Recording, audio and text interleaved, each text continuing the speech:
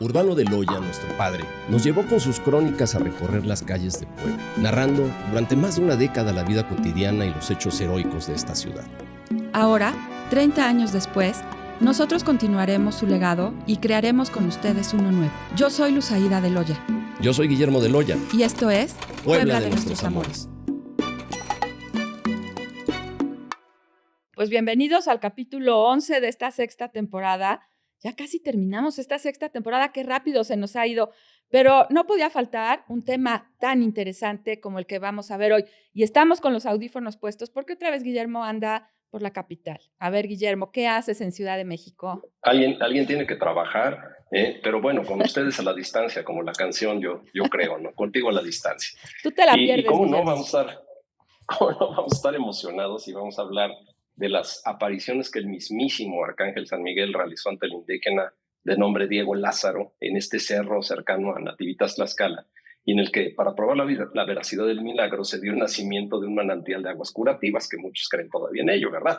Dando lugar a uno de los santuarios católicos más visitados de esta región al día de hoy. ¿Cómo ves, Luzaida? No, pues yo lo veo muy bien, sobre todo por quien nos acompaña el día de hoy.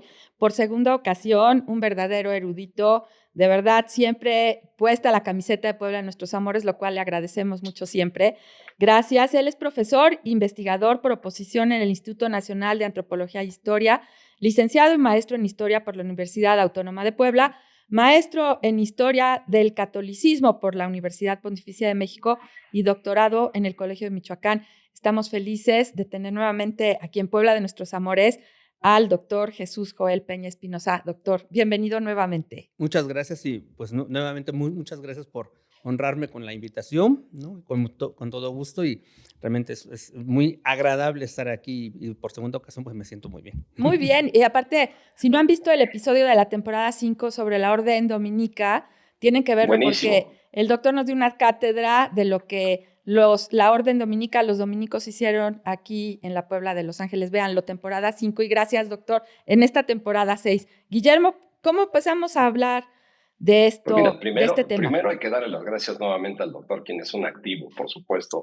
de Sí. Puebla de nuestros amores. Y Muchas además, gracias. pues bueno, más allá de las creencias, yo lo que diría es que el rigor histórico que le imprime a sus estudios y a estas pláticas, pues es la parte más rescatable y la parte más subrayable de todo esto. Pero hoy que vamos a hablar de un tema que verdaderamente raya en lo milagroso, pues podríamos empezar hablando, por supuesto, del culto a San Miguel en esta tradición novohispana. Hay que decir que este culto fue elemento central de la evangelización y la espiritualidad, porque pues a fin de cuentas, San Miguel es un arcángel, es un protector, es un guerrero celestial y es un mediador divino. Y por eso la devoción se arraigó y se transformó mezclándose con varios elementos indígenas, como se dan estos sincretismos naturalmente en la expresión de la cultura. Y además San Miguel nos protege como tal de los peligros, o sea, de las enfermedades, de las hechanzas del demonio, de los desastres naturales, y ese rol que resonó fuertemente en una sociedad que pues hay que entenderla en el tiempo, estaba marcada por la fe y por un miedo natural que tenía a lo sobrenatural. ¿Qué nos puede decir, mi querido doctor Jesús Joel Peña Espinosa, del culto a San Miguel en este nuevo territorio que pues, suponemos hereda todo de España? El culto a San Miguel Arcángel es uno de los cultos que atraviesa a todo el cristianismo, pero no solamente al cristianismo, a las tres religiones del libro. O sea, vamos a encontrar la presencia de San Miguel en el mundo judío, en el islam y, por supuesto, en los cristianismos, en el catolicismo, por supuesto, en el cristianismo ortodoxo, incluso en el cristianismo protestante histórico.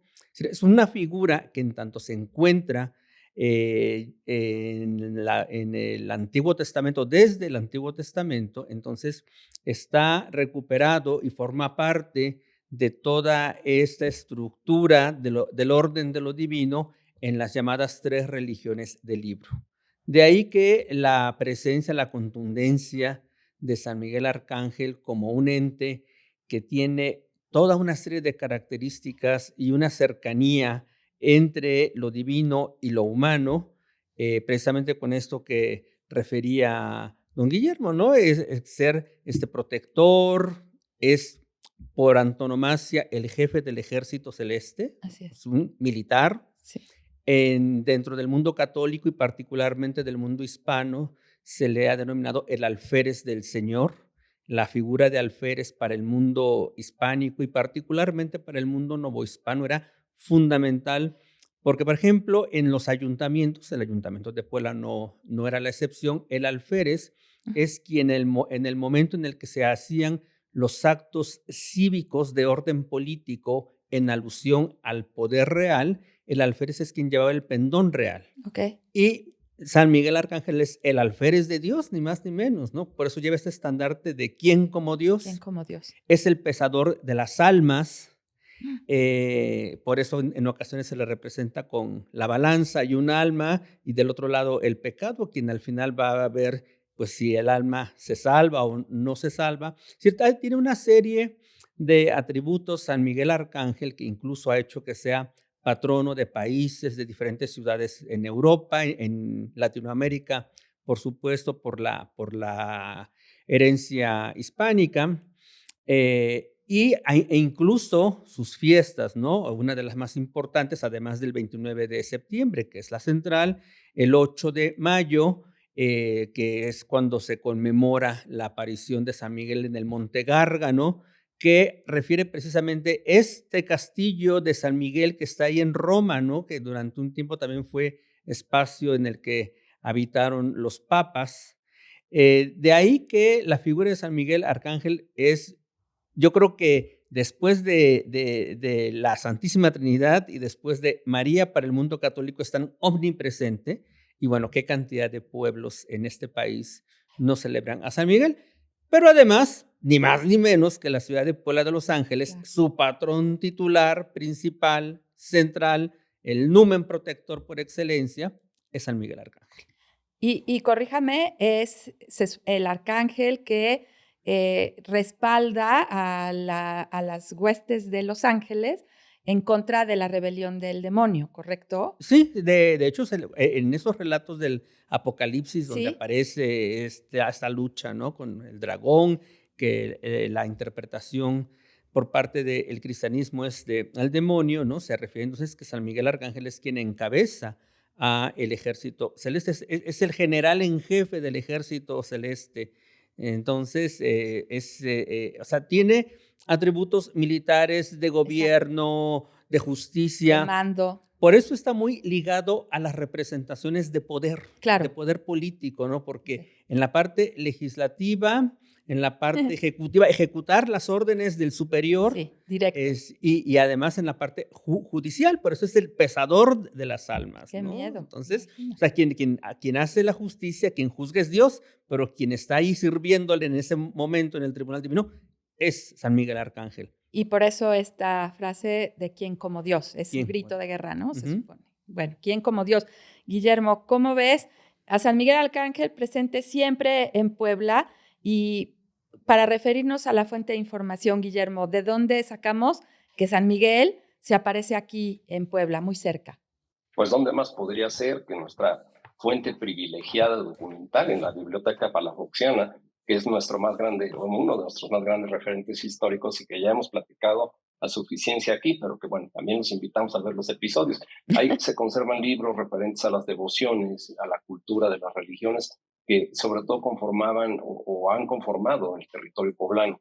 Y este es el caso de un impreso sevillano de 1692, que contiene un tema muy poblano tlaxcalteca, en el que se narran las apariciones en el año de 1631, que fueron realizadas o apareció el arcángel San Miguel, príncipe de las milicias celestiales y patrono de Puebla de Los Ángeles. Este libro, si ustedes recuerdan, tuvo como editor una figura influyente en el mundo de la imprenta y en la edición en Sevilla, que es Tomás López de Haro, quien contribuye significativamente a la difusión de la literatura, particularmente en la poesía y el teatro. Por ejemplo, la publicación de del primero sueño de Sor Juana. Pero bueno, dejando atrás estas referencias, le preguntamos mejor al doctor, que es a quien queremos escuchar, qué nos puede decir de este libro que se conserva en la Palafoxiana. La actitud tan prolífica, la pluma tan prolífica del padre Francisco de Florencia, quien escribe varias obras en la época de don Manuel Fernández Santa Cruz. Creo que es importante entender la producción de esta obra, de este libro, en el contexto en el que se está desarrollando dentro del gobierno de la Iglesia de Puebla. Y aunque quizá para algunos se diga, bueno, es que San Miguel Arcángel, el santuario, está en Tlaxcala y muy ligado a la cultura tlaxcalteca, ahora por las cuestiones de definición territorial. Y sí, efectivamente, tan es así que en las narraciones muchos de los permisos y las representaciones están ligados al gobernador de Tlaxcala, pero no olvidemos que en aquel momento, así como decimos que la Nueva España era España, pues San Miguel del Milagro, Nativitas, primero como doctrina y después particularmente ya como parroquia, era parte de la diócesis de Tlaxcala, Puebla, es decir, estaba bajo el gobierno del obispado del obispo que residía en Puebla. Y este libro se produce en la época de don Manuel Fernández de Santa Cruz. Yo he insistido muchísimo que a mí me parece que es la época de oro del mundo intelectual de la ciudad de Puebla, la época de don Manuel Fernández de Santa Cruz.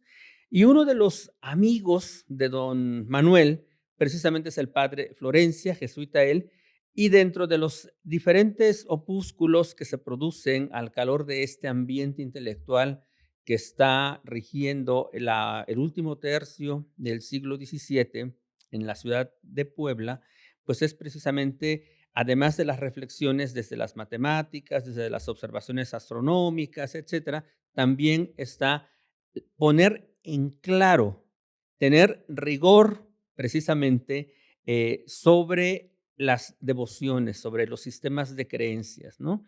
Hay un interés en que lo que se practica, las prácticas devocionales no estén descansando en supercherías, no estén descansando en cuestiones que estén rayando en la heterodoxia. Cuando aparece el texto del padre Florencia, por ejemplo, hay otro sacerdote de la diócesis, Diego Jaimes de Villavicencio, que escribe un texto muy interesante del modo de erradicar las idolatrías, ¿no? Y hace precisamente un repaso sobre lo que desde su experiencia como párroco ha tenido en las prácticas devocionales idólatras de los indios en las diferentes parroquias. Entonces, hay una intención por parte del gobierno de la iglesia y de la gente que orbita en torno a don Manuel Fernández de Santa Cruz, de estos intelectuales, de poner cimientos sólidos, no solamente desde las ciencias duras, diríamos ahora, desde la filosofía natural, como se enunciaba en aquella época, sino hasta incluso en las prácticas devocionales. Debe haber claridad y que lo que se difunda, lo que se diga de sitios importantes como el caso del santuario de San Miguel del Milagro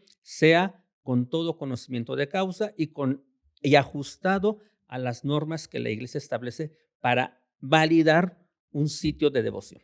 Perfecto. Y el libro, como usted mencionaba, doctor, es obra de un jesuita, de este jesuita Francisco de Florencia, que algo curioso es que es un jesuita que ya nace en territorio americano, en lo que hoy es Florida, Estados Unidos. Bueno, entonces era una colonia española. En 1619, un hombre de gran crédito que vive en Sevilla entre 1671 y 1678 y tenía el encargo de procurador general de Indias, o sea, se encargaba de la preparación del viaje de los misioneros a América, además. Cuando regresa a la Nueva España, en 1680, fue nombrado rector del Colegio del Espíritu Santo, o sea, ni más ni menos aquí, pues en Puebla. Y a ver, para mí este es un pionero de la historia religiosa mexicana. ¿Qué nos puede decir de este jesuita llamado Francisco de Florencia en lo particular? Como dice, muy prolífico en su obra, pero en particular su vida. Por ejemplo, de los textos que él escribe uno dedicado a narrar y también poner puntualmente las narrativas del culto a Nuestra Señora de los Remedios.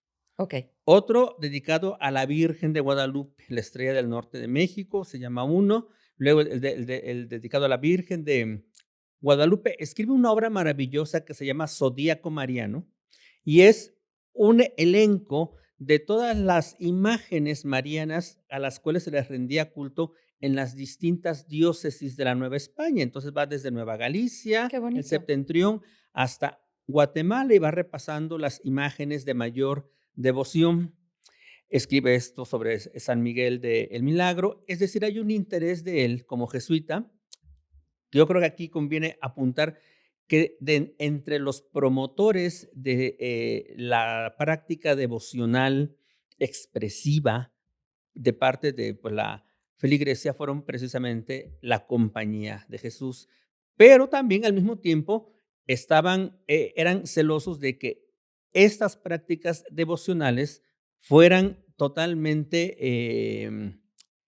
realizadas, narradas, transmitidas a partir de certezas teológicas, de certezas doctrinales. Y precisamente Florencia se da a la tarea de poner por escrito, no solamente para promoverlas, sino para clarificarlas y dejar narrativas que a él le parecían, esto es lo que debe decirse de estas imágenes, porque esto es lo correcto. O de estos acontecimientos. Sí. Ok. Ahora, el vínculo entre el padre Florencia y Manuel Fernández Santa Cruz era muy estrecho, eran amigos, dijeran ahora, eran brothers, ¿no? Eran brothers, Sí, ok. Sí, claro. cuando el padre Florencia está en España, el obispo don Manuel Fernández de Santa Cruz le pide, antes de que se vaya, le encarga que le envíe desde allá todas las novedades que se estaban publicando en portugués, que se estaban publicando en las imprentas portuguesas, Lisboa, Coimbra, Évora, ¿no?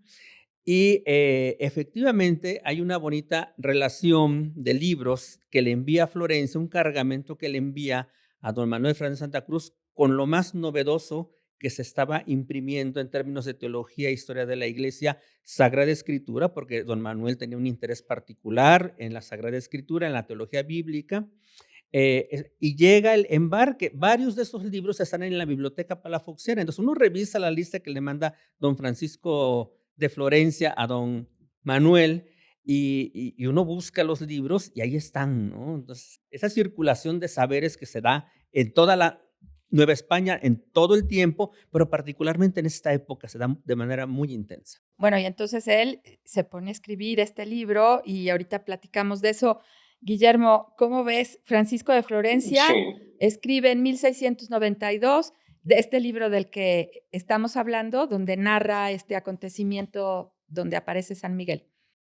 claro, intitulado Narración de la maravillosa aparición que hizo el arcángel San Miguel a Diego Lázaro San Francisco, obra que principalmente trata de esta fundación del santuario, donde el arcángel se dice que apareció 60 años antes. Y bien lo dijo aquí el doctor, era muy cercano a Manuel Fernández de Santa Cruz y por ello el contenido de este libro se lo dedica al obispo y por ello también, pues bueno, se da constancia de esa cercanía que tenían ellos dos. Pero también, a ver, preguntarle aquí a nuestro invitado, si es que es en este libro cuando se relata por vez primera el sueño de Fray Julián Garcés, donde los ángeles bajan a trazar las calles sobre el valle elegido para que Puebla se constituyera como ciudad. Al parecer sí, a reserva de que surja por ahí otro Previo. documento, otro escrito, ¿no? Porque uno nunca sabe, pero al menos hasta el orden de cosas que se conserva en este Ok. momento, parece ser que por primera vez esa narración tan expresiva y tan plástica de este supuesto sueño del obispo Garcés se escribe por vez primera en este librito, en esta obra del padre Francisco de Florencia. Ahora, si él la pone es porque ya existía, o sea, porque no se la inventa, ¿no? Y además en la manera en que la redacta dice, bueno, es que se dice, se Ok. sabe, por lo tanto debe haber una fuente anterior, pero al menos de lo que tenemos, sí, o sea, En el libro se en, narra. documentadamente, materialmente, tangiblemente es, digamos, En el este. primero, Ok. que seguramente hubo o habrá otros, porque de algún lugar lo tomó el padre Florencia, ¿no? Claro, ok. Y bueno, y el contenido del libro, doctor, ¿qué dice el libro? O sea, sí narra esta aparición, pero ¿cómo la narra? A ver, cuéntenos, por favor. Florencia, tan erudito como barroco que era también, pero sobre todo preocupado por la veracidad de lo que está escribiendo y en este caso del tema que trata, lo que hace es poner en primer lugar el énfasis en las averiguaciones, como se llamaba en aquella época, en las informaciones que se levantaron en el momento en el que se da a conocer el milagro. Obviamente que abre la obra, abre el libro, la obra, pues refiriendo las dos más importantes apariciones de San Miguel a Diego Lázaro, esta forma de que entra en éxtasis en la primera, que San Miguel lo regaña, lo reprende, incluso lo amenaza. Y le Cuando uno pega. lee, por ejemplo, el libro de Florencia, yo me acuerdo que la primera vez que mis padrinos de bautismo, mi madrina de bautismo en particular fue la que me llevó al santuario de San Miguel, siendo un chamaco, y yo me acuerdo que pues uno escucha las pláticas de grande, aunque uno en aquel tiempo no tenía permiso de intervenir, pero uno escuchaba el chisme, ¿no? Y yo me acuerdo que la gente te decía mucho, y también escuché decírselo a mi abuela paterna: San Miguelito es muy castigador. Si le prometes que vas a ir, tienes que ir porque si no te castiga. Es muy castigador, es muy celoso. Cuando uno lee el texto del padre Florencia y cómo narra de que a Diego Lázaro de San Francisco fue y le dijo: o vas y cumples o te castigo. Y yo, con razón tiene fama de castigador San Miguel Arcángel. Ya vi de dónde salió esto, ¿no? Tenía su carácter, tiene su Sí. carácter. Ajá. O sea, digamos, estas narrativas pasan a la tradición oral de esta forma. Ok. Y es interesante, ¿no? Ahora, en su libro lo que hace es precisamente recoger las informaciones que manda hacer el obispo Gutiérrez Bernaldo de Quirós, que el apellido realmente es Bernaldo de Quirós, inmediatamente después de que se da a conocer la aparición. Después las informaciones que recoge Juan de Palafox, bueno, que ordena, ¿no? Es decir, tenemos las de 31.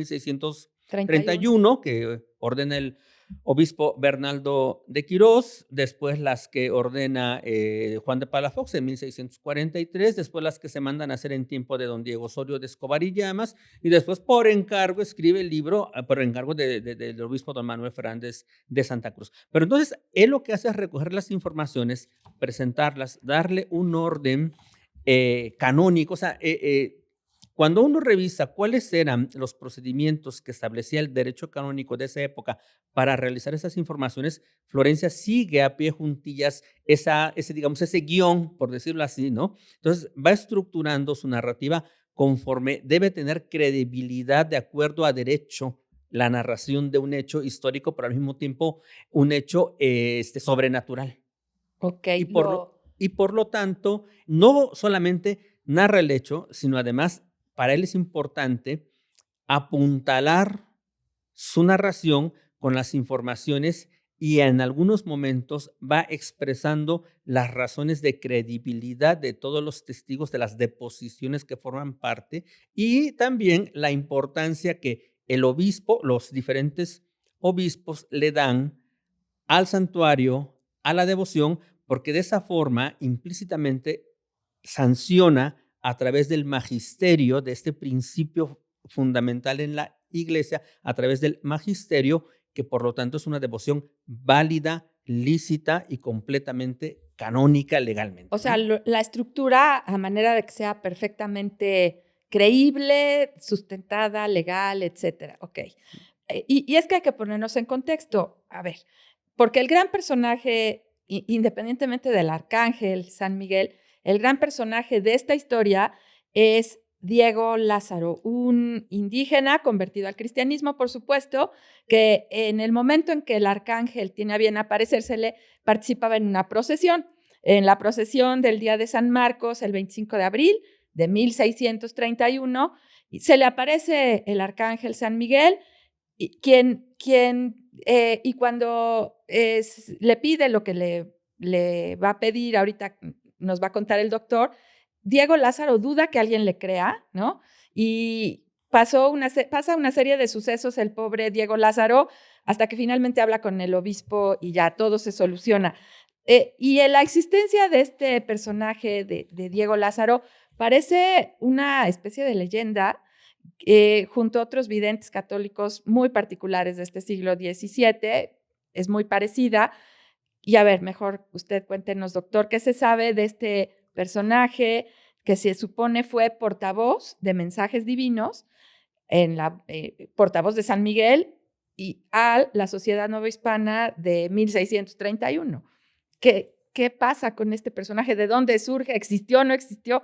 Cuéntenos. Bueno, sí existió porque la gente da cuenta, los informantes, ¿no? La gente a la que se le toma testimonio en las informaciones, en sus deposiciones, da cuenta de haberlo conocido. Incluso la narración de su final lo da su padre, porque él muere antes que el papá, ¿no? Ok.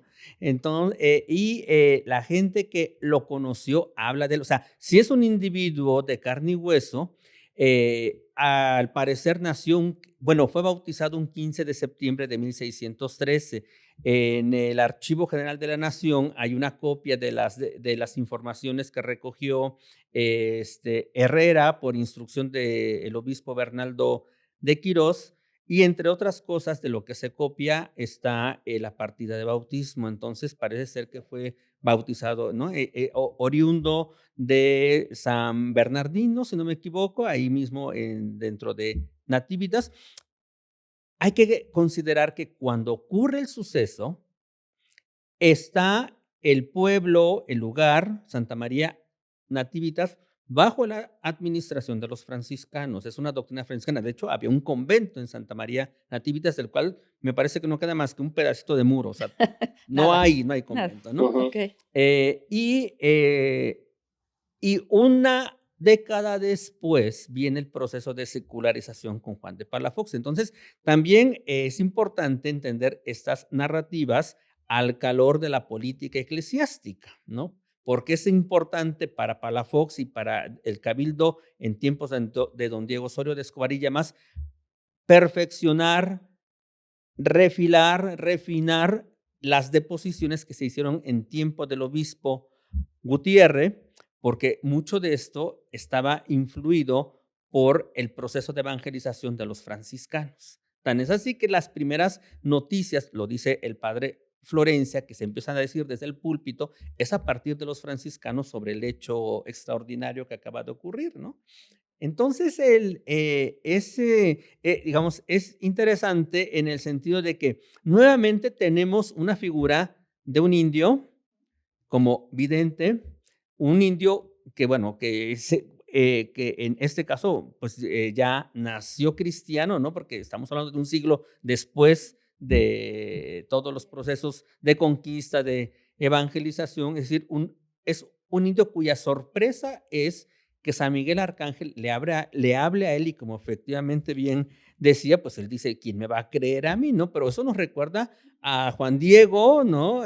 O a Juan Seútli en el caso de la Virgen de los Remedios, o sea, estos videntes que son precisamente individuos que están colocados en la parte más baja de la pirámide social. Del estrato social. Exactamente, Sí, claro. ¿no? Entonces, estos personajes a través de los cuales se transmiten estas peticiones desde lo divino, desde lo más alto, en algún caso mariano, en este caso angelical, y que obviamente la necesidad de hacerse creer tiene que ver con una reivindicación también del mundo indígena. Ujú. Y llega en un momento en el cual los frailes consideran que ha sido un éxito la evangelización, cuando 20 años después, cuando ya el clero secular está cobrando más importancia, van a denunciar de que no, que hubo muchos errores y que hay muchas idolatrías,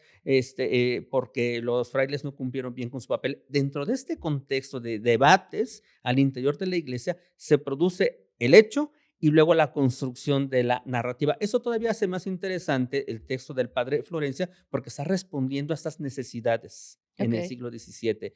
Diego Lázaro, por lo tanto, sí es un individuo que está, digamos, referido históricamente, que se le conoció, que lo vieron, que existe una partida de bautismo de él y que, por lo tanto, digamos, en ese sentido, su historicidad no está tanto puesta en duda, ¿no? Y al mismo tiempo, simplemente el hombre, el indígena, lo que hace es irse a vivir a una cueva cerca del lugar en el que está Ujú. la primera ermita y después el templo, en fin. Pero aquí me parece que la importancia radica en las características sociales del vidente. O sea, para la Nueva España, nuevamente no es un religioso, no es un obispo. San Miguel Arcángel no se le aparece a ningún prelado, no ocurre con una monja, ¿no? O sea, el príncipe del ejército celestial va y le habla a un indígena. Igual que 100 años antes, la Madre de Dios le habla a Juan Diego. ¿Mm? Exactamente 100 años antes. Bueno, a ver, pues es que sí, el 25 de abril, el 8 de mayo y el 13 de noviembre de 1631 está narrado en el libro del Padre Florencia, que son las fechas de las 3 veces que el arcángel San Miguel se le aparece a Diego Lázaro, las 3 en situaciones diferentes, pero las 3 pidiéndole lo mismo. Estas 3 apariciones, ¿qué le pide? Usted nárrenos, doctor, porque aparte es muy curioso porque le va re mal a Diego Lázaro, o sea, por sentirse menos y decir nadie me va a creer, Sí. como bien dice el arcángel San Miguel con su espada, lo hace ver su suerte. ¿Por qué 3 veces? Bueno, a ver, cuéntenos, es lo que se narra. Yo creo que esta resistencia que narra el padre Florencia tiene que ver también con su propia formación, o sea, su interpretación, y por eso lo hace muy explícito, ¿no? Ujú. Recordemos que en algunos pasajes de la Biblia, de pronto, cuando se habla del agua que brota de una piedra, por ejemplo, da 3 golpes, ¿no? O la cabeza de San Pablo cuando rueda, 3 golpes, ¿no? O sea, Son 3. así, Ok. entonces aquí hay como que 3 momentos, 3 tropiezos Ujú. de Diego Lázaro en el que San Miguel lo está La insistiéndole, tercera fue ¿no? la Fue vencida. la vencida donde le dice, bueno, es que aquí o sea, quiere que se le rinda culto y luego le dice, aquí hay un lugar donde el agua que mane de este manantial les va a servir para que se cure la gente. Es interesante cómo el propio arcángel busca la expansión de su culto, porque cuando le dice, y será mucho más beneficioso para la gente que tenga más trabajos en venir y que venga de más lejos, ¿no? O sea, desde las mismas insistencias de San Miguel está la intención de que su culto se expanda, ¿no? De que el santuario sea grande. Y pues bueno, efectivamente, Diego Lázaro primero tiene miedo, bueno, el primer momento quedó así como catatónico, Claro, diríamos ahora, ¿no? O porque sea, aparte solo lo veía él, en sí. teoría. Ajá. Luego tiene que llevar a la familia, ¿no? Sí. Para que pueda dar testimonio de esto, de que no se quede únicamente con su creencia.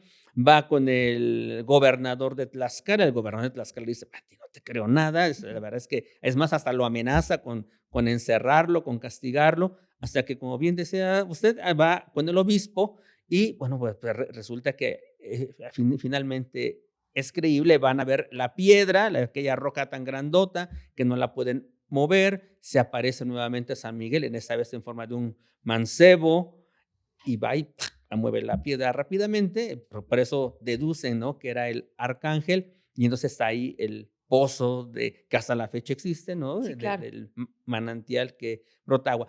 Y aquí hay otro elemento que irrumpe dentro de este santuario, de esta devoción, la presencia acuática, ¿no? El agua el agua lustral, el agua que limpia, el agua que sana, Ujú. que totalmente está relacionado con los cultos tanto cristianos como romanos, como con el mundo mesoamericano. O sea, para los indios no era extraño que se hablara de un agua que va a limpiar y que va Claro, a sanar, ¿no? claro. Entonces, el discurso está muy bien construido Súper. hacia fortalecer la evangelización de los indios, pero también para decir, en esta tierra de indios ocurren estas maravillas. Sí, lo mismo que comentábamos en el caso de Catarina de San Juan, Puebla da para estas maravillas, ¿no? Y bueno, y digo, sí, claro que tan existe Diego Lázaro que su tumba está precisamente en el santuario de San Miguel del Milagro. Finalmente lo que quería el arcángel era que ahí se construyera un santuario, no le estoy echando a perder la película, ahorita vamos a hablar de eso, pero Guillermo, estamos a mitad del episodio.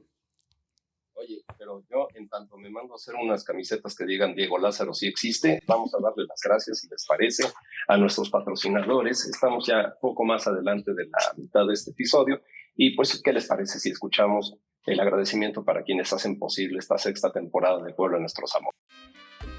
Es justo a la mitad de este episodio que Puebla de Nuestros Amores les da las gracias a cada uno de quienes hacen este proyecto posible. Gracias a la Benemérita Universidad Autónoma de Puebla, quien ya desde hace varias temporadas ha confiado en nosotros. Gracias, por supuesto, a la Colecturía, un centro cultural, social, artístico, ubicado ahí en la 3 Sur 1108, en pleno centro histórico de Puebla.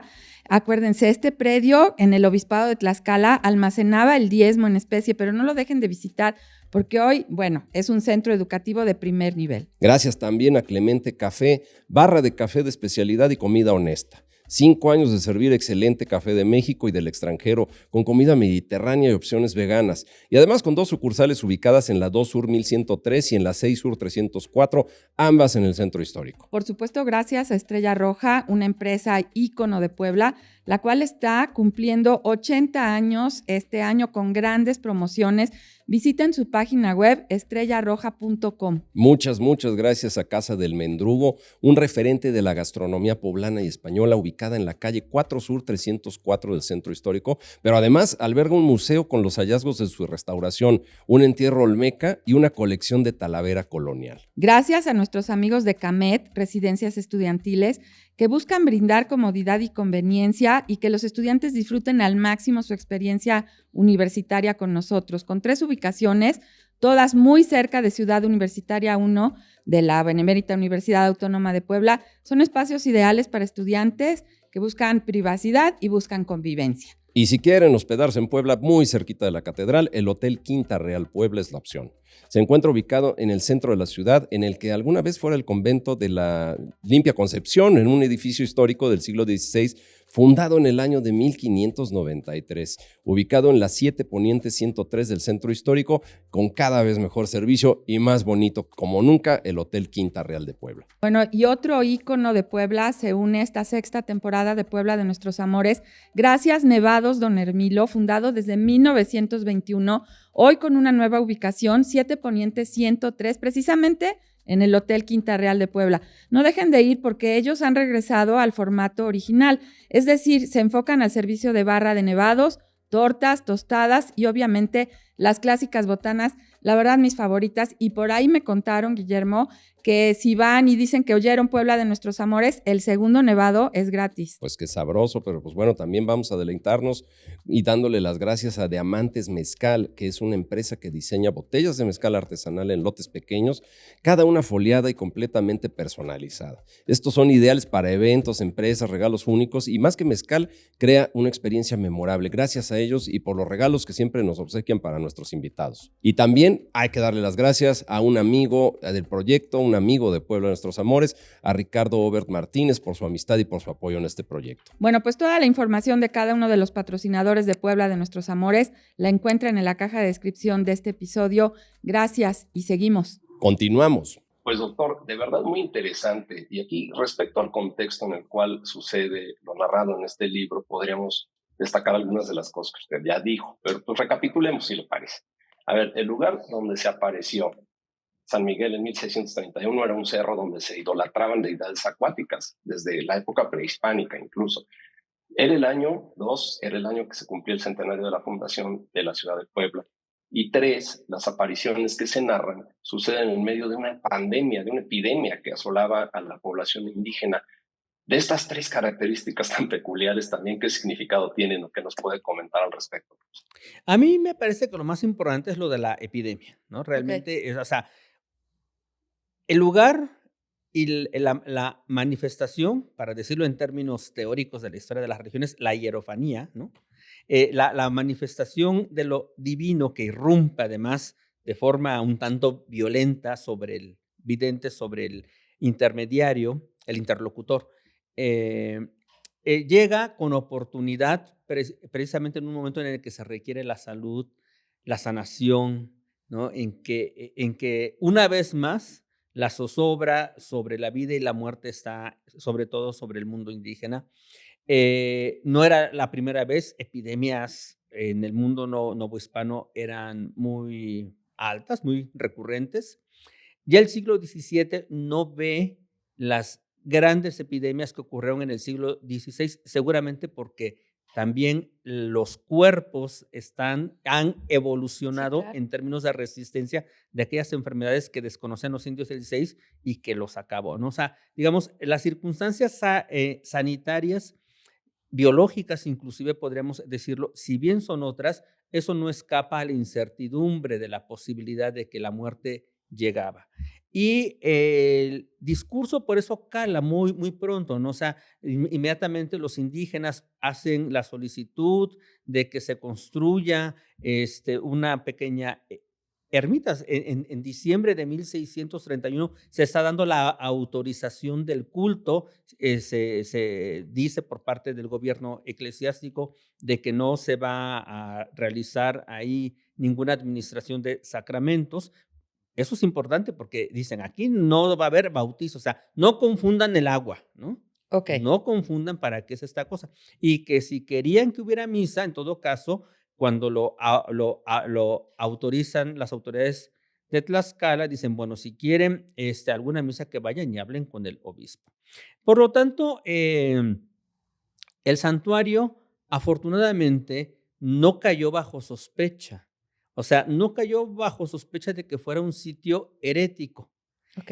Eh, Cuando uno está en San Miguel del Milagro y uno ve que a un ladito está Cacaxtla, Ujú. uno podría pensar, bueno, es que esto estaba ligado, ¿no? Yo creo que ahí hace falta todavía que los especialistas hurguen un poco más para saber realmente cuáles fueron los alcances en términos de proyección, de culto, etcétera, de una ciudad que había desaparecido, bueno, que se había terminado su esplendor hace muchísimos siglos, Muchísimos ¿no? años. Por lo tanto, no hay una liga directa, pero eso tampoco significa que en la tradición oral no haya habido ciertos cultos precisamente que condujeran a los indios a un revival, a decir, ah, sí, efectivamente, ¿no? Aquí hay esto. Ujú.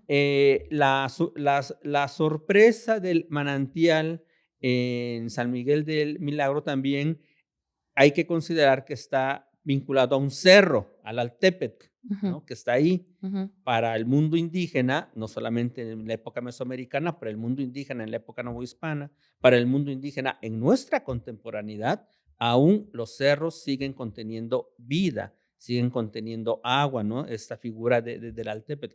En 1631 con mucha mayor razón.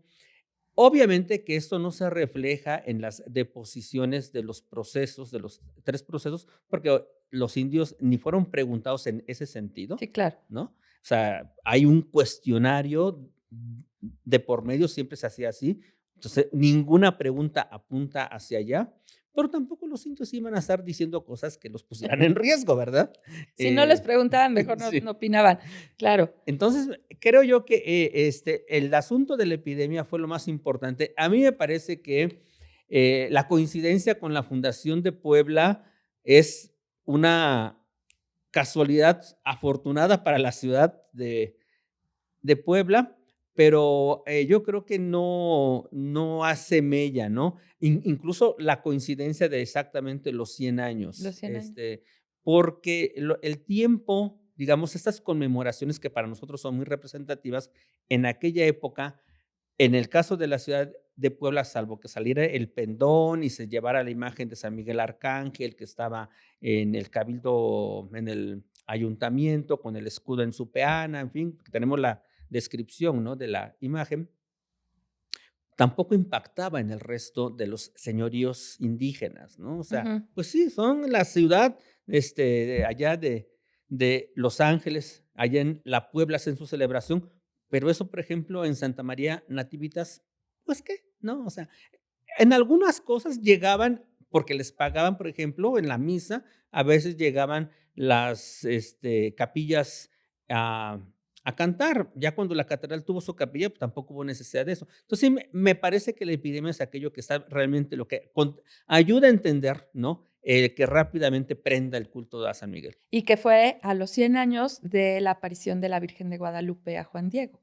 ¿no? También, Además, ¿no? Sí. Y parece casi imposible comentar algún tema del siglo XVII en que no aparezca el obispo Juan de Palafox, porque Juan también de Palafox omnipresente en todo, en caray. todo, porque tiene que ver también con este santuario, porque el obispo realmente manda construir el santuario y dicen que su construcción permanece hasta el día de hoy casi como lo deja el obispo Palafox, ¿no? Hace una ermita más grande, la primera que se construye la hace más grande, la que usted nos comentaba, y entonces esto quiere decir que antes de que Francisco de Florencia escribiera este relato tan bien construido, ya se sabía de la aparición de San Miguel en este lugar en particular, ¿verdad? Sí, sí, o sea, lo que hace el padre Florencio es recoger toda esa información que ya había, ¿no? O 60 sea, años después. sí, o sea, Ajá. él da cuenta de las informaciones de 1631 Ujú. y luego de las informaciones que manda hacer Juan de Palafox, ¿no? A mí me parece que el interés que tiene Juan de Palafox, que no le podemos escamotear un interés devocional y pastoral, pero también está ligado a que acaba de secularizar Sí, claro. la doctrina. Acaba de decirle a los franciscanos, ustedes ya no más con los indios, ¿no? Y acaba de instalar un párroco. Entonces, hay una devoción importante, un culto importante, con una narrativa, con un vidente vivo todavía, Claro. al cual hay que poner orden ahí y que no se puede escapar del control de la diócesis que ahora ha puesto un párroco. Por lo Ok. tanto, es importantísimo clarificar esto y manda hacer las informaciones. Después, convencido, viene, bueno, va, mejor dicho, a San Miguel y entonces al ver el estado de la ermita, con aquel techo de 2 aguas, toda muy pobre, etcétera, dice, bueno, aquí hay que construir algo más, ¿no? O sea, pero porque ya estaba convencido efectivamente de la veracidad del acontecimiento. De otra forma hubiera dicho, me desbaratan la ermita y se acabó, Sí, ¿no? esto es una locura. Sí. Ok. Es más, incluso manda a devastar una parte del cerro para que el nuevo templo que se construye pues tenga la capacidad, el ornato, la decencia suficiente para el culto que se va a realizar. Y sucesivamente los obispos pues van engrandeciendo poco a poco, ¿no? El templo, se va ya refiriendo, bueno, empieza la construcción de esta ermita ordenada por Palafox en 1645, porque las deposiciones que él ordena son en 1143, se concluyen a principios del 44, se revisan por sus calificadores, por el provisorato, su tribunal, y finalmente ordenan en el 45 que se empiece la construcción, y después vendrán añadidos hasta el siglo XX, ¿no? Sobre el santuario. Bueno, pues el arcángel tiene su santuario mejorado por Juan de Palafox. Guillermo, ¿cómo ves este santuario que se localiza en San Miguel del Milagro, muy cerca de Puebla, pero en el estado de Tlaxcala? Ya con el upgrade que le dio Palafox, claro, pues ya como santuario se localiza en San Miguel del Milagro, en Tlaxcala, que bien valdría la pena que se dieran también una vuelta, porque además de muy interesante, es muy bonito. ¿Te acuerdas, Y en Guillermo, su que atrio mi mamá hizo un viaje por ahí un día con sus sí, amigas? claro, Se sí, perdió creo mi que se madre, en perdió paz como una semana. descanse, se perdió, pero fue a esa aventura y regresó muy emocionada de haber ido a Se la... me hace que, se me hace que fue un pretexto para librarse de ti unos cuantos Sí, días, sobre todo. pero hay que decir, digo, que es un lugar muy bonito, sí, sin duda. Y ahí en el atrio se ubica un pozo, el cual, según la tradición, fue bendito por el propio San Miguel Arcángel. Y por lo tanto, el agua del pozo es considerada milagrosa por los devotos católicos y también sanadora de enfermedades. El agua sigue manando en ciertas temporadas. Hay que decir que esto pues, también tiene que ver con la cuestión de recursos naturales y se agota en muchas ocasiones. Yo creo que cada vez se está agotando más. Sin embargo, es un lugar donde se reciben la visita de muchos fieles durante todo el año. Y entonces aquí lo importante es preguntarle al doctor cuál ha sido la importancia de este santuario desde su nacimiento hasta el día de hoy como pilar de la fe católica. A mí me parece que contribuye a fortalecer un polo devocional en un área densamente poblada, o sea, en su origen. Tenemos 2 polos importantes de devoción, digamos, en la geografía vinculada a la llamada provincia tlaxcalteca, como se decía en aquella época, ¿no? Ahora diríamos al estado de Tlaxcala. Ok.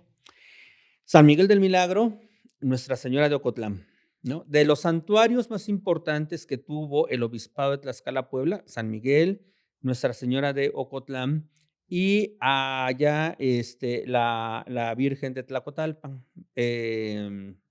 no de Cosamaloapan, la de Tlacotalpan es la Virgen de la Candelaria. Hay un santuario en Cosamaloapan, ¿no? Que también se le rendía mucho culto, bueno, hasta la fecha, ¿no? Pero eran de estos puntos importantes dentro de la geografía diocesana en los cuales hay esta categoría de santuario, estos sitios de culto en los cuales asiste mucha gente en la época de fiesta, en los cuales además está esta idea de que la presencia divina es tan intensa que ocurren milagros, para decirlo en los términos de un sistema religioso, y por lo tanto la gente convencida asiste. Y eso también se traduce en que se convierten en puntos de algunas rutas comerciales, por ejemplo, porque cada vez que hay una romería, pues igual que ahora, llegan los vendedores, ¿no? Ok. A instalarse, la oportunidad de obtener alguna ganancia en ese sentido. Entonces, los santuarios, además de puntos estratégicos de devoción, de praxis religiosa también, se van convirtiendo en puntos estratégicos de intercambio comercial, de cruce de caminos, y le da prestigio al sitio de tal forma que las autoridades civiles, no solamente las eclesiásticas, las autoridades civiles, en este caso indígenas inclusive, van a adquirir cierta preponderancia en el mapa político de la región, ¿no? Entonces, de esa forma, me parece que el santuario de San Miguel del Milagro, que además su influencia, su presencia, pues es vigente, como bien decían ustedes, estéticamente es muy hermoso, ¿no? Tanto la nave, las pinturas que se Ah, claro. encuentran, el ambón, ¿no? De ahí del púlpito, las dos imágenes de San Miguel, la que está en el altar y la que está atrás, que le llaman el gachupincito, ¿no? Porque está más blanco. Es, en fin, o sea, la decoración en ónix que tiene el tablero del pozo. O sea, estamos hablando de un bien material, para decirlo en términos patrimoniales, que sigue sosteniendo un patrimonio inmaterial muy rico, muy importante para la región. O sea, si uno va en 2000, bueno, acaba de pasar la fiesta en 2025, pero si uno va a San Miguel del Milagro el próximo año, en 2026, uno se va a encontrar con una romería enorme, 29 de septiembre. 29 de septiembre, con una gastronomía de la región, con gastronomía adicionada, ¿no? Llega gente de las diferentes poblaciones de Tlaxcala a vender los zarapes, que llega la gente de Huajuapan, de Contla, etcétera, los que llegan a vender juguetes, el pan de San Juan, Ahuatzingo, o sea, es algo más que simplemente la parte devocional. Ok. Y eso me parece que convierte a estos santuarios, insisto, además de la parte religiosa, que es fundamental y que es la raíz de todo, en sitios de sociabilización muy importantes que mantienen una vigencia que sigue dando identidad y cohesión social de alguna forma. Sí, el santuario tiene una cúpula preciosa, tiene una pintura enorme de Berrueco, donde está narrado la aparición, precisamente está el arcángel, está Diego Lázaro y el arcángel señalando el agua que cae de este monte, ¿no? Ujú. Entonces, bueno, pues es un lugar bonito, es un lugar muy pintoresco y además, pues es un lugar de fe, de culto. ¿Cómo ves, Guillermo? Conoce los pormenores y que los aprendió aquí en Puebla, nuestros amores con el doctor, pues seguramente cuando vaya lo va a ver con distintos ojos, porque no es nada más un lugar de fe, sino también es un lugar de historia. Así es. Y pues la verdad es que yo estoy muy agradecido con el doctor, con nuestro invitado, por esta plática que subrayadamente, repito, tiene además de un valor histórico, un valor de tradiciones y, por qué no decirlo, también de un poco de leyenda y de ese aroma que siempre nos ha perfumado a los poblanos, ¿no? En torno a este tipo de sucesos que bien nos vienen definiendo a lo largo de la historia. Creo que hemos tenido un recorrido muy interesante y yo te voy a dejar, Luceida, que digas tú la despedida porque estoy un poco medio sin voz, Sí, qué pero barbaridad. ¿Quién sabe lo qué que hiciste quiero, ayer?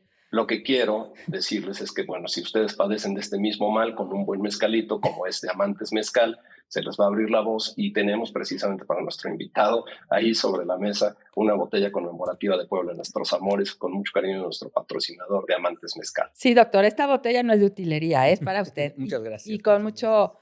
mucho cariño y mucha gratitud de que esté nuevamente aquí en Puebla de Nuestros Amores, de nuestro patrocinador Diamantes Mezcal, para usted. Pero bueno, a ver, doctor, ¿cómo cerraría usted este tema? ¿Qué nos debemos de llevar los poblanos que estamos a punto de celebrar 500 años de este, que por cierto, el libro se hizo una edición facsimilar hace poquito tiempo de este libro de Francisco de Florencia? A mí me lo regalaron, lo iba a traer, se me olvidó, perdón, pero ahorita les pasamos la imagen.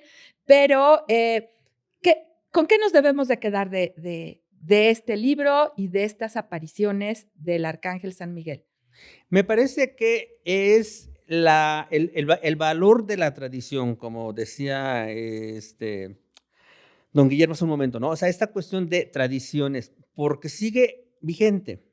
Y además es una tradición que atrapa a los angelopolitanos. O sea, aquí me parece que en el sentido que tiene toda esta serie, que tiene el programa de Puebla de Nuestros Amores, que es poner el énfasis en la ciudad de Puebla, en la Puebla de Los Ángeles.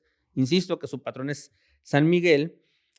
Yo no sé si ahora se ha medido por parte de los antropólogos o los etnólogos, ¿no? O los sociólogos, la cantidad de gente de la ciudad de Puebla que va a San Miguel del Milagro. No lo sé, pero lo que sí recuerdo es que hasta hace unos 20 años, el día de San Miguel, muchos angelopolitanos se desplazaban a San Miguel, ¿Qué? ¿no? O sea, si mal no me equivoco, cuando a mí me llevaron, 2 veces me llevó mi madrina de bautismo, alguna vez creo que tomamos el que iba a fábricas, el Shonaka, y nos bajábamos no sé dónde y tomábamos otro camioncito que nos dejaban Nativitas y de ahí a patín a Ok. subir al santuario, ¿no? Creo que habrá que medir cuán importante sigue siendo la presencia del santuario, en qué niveles sociales y en qué número de población angelopolitana, ¿no? Insisto, como lo decía al principio, a veces cuando decimos Tlaxcala como que lo vemos ya distante y perdemos la idea de que en aquella época, en el Era lo momento en que surge el santuario, en el momento en que a través de las voces, pero también a través de la validación de la autoridad eclesiástica, el interés de los diferentes obispos, porque además también Fabián Ifuero le hizo añadidos. Hay una edición de 1893 también que se procura por parte de la diócesis, no la sufragan ellos, pero de la obra de Francisco de Florencia. A lo largo del siglo XX ha habido 4 sencillas o resumidas también, hechas desde Tlaxcala, ¿no? Entonces, aquí me parece que este sitio de tradición es importante que vayamos pulsando qué tanto incidencia tiene, pero también qué tanta distancia tiene en una época en la que ciertos sectores sociales, la angelología ha aprendido, o sea, como cerillo en barril de pólvora, ¿no? O sea, vemos que ciertos sectores sociales son muy propensos a el culto a los ángeles. Así es. Hay un debate sobre eso, no voy a entrar, por supuesto, pero me parece que hay una disonancia, una diferencia entre un culto tradicional, un culto de hace muchos siglos, ligado a un cierto sector social y lo que ocurre ahora. Lo interesante sería vernos como sociedad, cómo siguen calando estos discursos y estas figuras ligadas a lo divino, cómo fue hace 400 años, cómo está siendo ahora, y qué tanto hay reminiscencias o de plano estamos construyendo nuevas devociones, Sí, ¿no? sí es algo diferente. Bueno, yo por si las dudas tengo mi medalla de San Miguel en la puerta de mi casa, más Ya vale. tienes como 3 renuncias de ángeles y No, arcángeles no, en tu San milagro, Miguel estoy siempre seguro. está de nuestro lado. Bueno, pues esta ciudad que desde su fundación está rodeada de ángeles, muy pronto va a cumplir 500 años y nosotros ya le estamos celebrando y ustedes también son parte de esta celebración. Escríbanos a informes@puebladenuestrosamores.com. Ahí estamos recibiendo todas sus sugerencias y Y bueno, pues visiten nuestra página, síganos en redes, denle like, préndanle a la campanita, pero aquí está el doctor Jesús Joel Peña, que no están ustedes para saberlo, pero también ya estamos trabajando juntos en este festejo que se empieza a vislumbrar hacia los 500 años. Y entonces, ya se lo preguntamos una vez, doctor, se lo volvemos a preguntar ahora en este marco de la custodia del patrono de la ciudad de San Miguel Arcángel. ¿Cuál es su deseo para estos 500 años de Puebla? Ay, que San Miguel nos dé luz. ¿Verdad? Sí. Que nos proteja. Que nos proteja y que que sea un buen intermediario para que la luz de la sabiduría, la virtud, nos haga hacer una celebración consciente, social, de proyección a futuro, pero sobre todo que no dejemos de vernos con una visión no solamente amorosa, sino crítica, críticamente amorosa o amorosamente crítica a los angelopolitanos, porque tenemos que seguir construyendo sociedad. Pues que San Miguel Yo creo con su espada. que San Miguel nos dé luz y que no nos la cobre la Comisión Federal de Electricidad. Con eso estamos contentos. Pues doctor, muchas gracias nuevamente por su presencia aquí. Siempre es un placer, de verdad, escucharlo para nosotros es un privilegio. Le agradecemos mucho y le agradecemos también que esté sumado a esta iniciativa de los 500 años. Sabemos que estamos trabajando y bueno, pues vamos para allá. Muchas gracias. El agradecido soy yo. Muchísimas gracias, doctor. Gracias, Guillermo. Que te vaya muy bien, que te mejores. Adiós a todos. Muchas gracias, doctor. Y seguimos esta temporada 6. Gracias.